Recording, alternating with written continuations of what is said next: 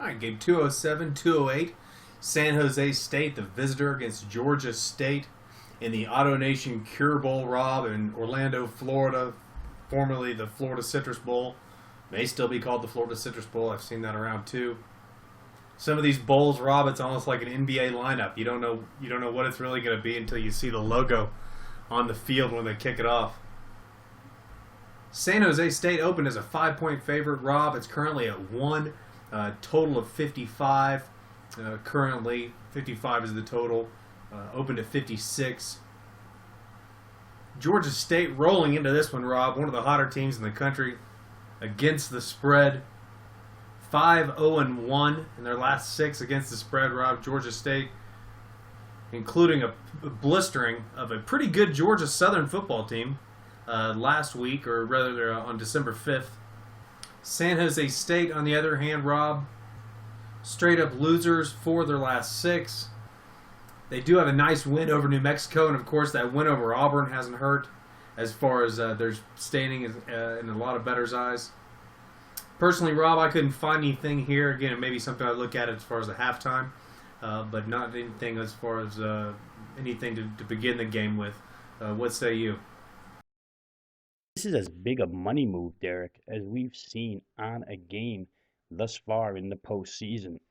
Money flocking toward Georgia State, which opened as a 5-point underdog, now only a point and a half, in some places only a 1-point underdog. A lot of money on this Georgia State team, which closed the season with a fury. Their final 5 games, all 5 went under the total. That's why we see some movement from 56 down to 55. Certainly the defense for Georgia State was the biggest improvement in this squad.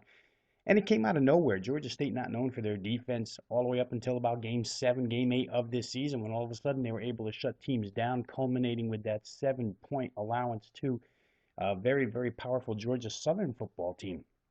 I think you have to decide in this contest whether you believe the Georgia State defense is for real or whether it's a product of the Sun Belt opponents that they played to close the season.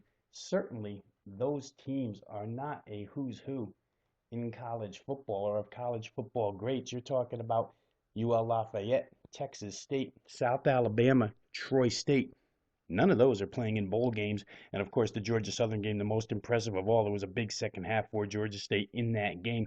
While the defense has played real well, and for the most part, it's been their offense that's been their calling card. Nick Arbuckle and that wide open pass system that head coach Trent Miles' team runs. They throw the ball all over the lot. I think San Jose State will have to be in a lot of nickel and dime defenses to prevent them from throwing the ball successfully in this game. San Jose State sees a lot of air attacks in the Mountain West, so it's not going to be something that they're not used to. I think they'll certainly have a defensive game plan to handle that. I like the San Jose State offense very much here too. Now, as far as their scheduling goes, they closed the season.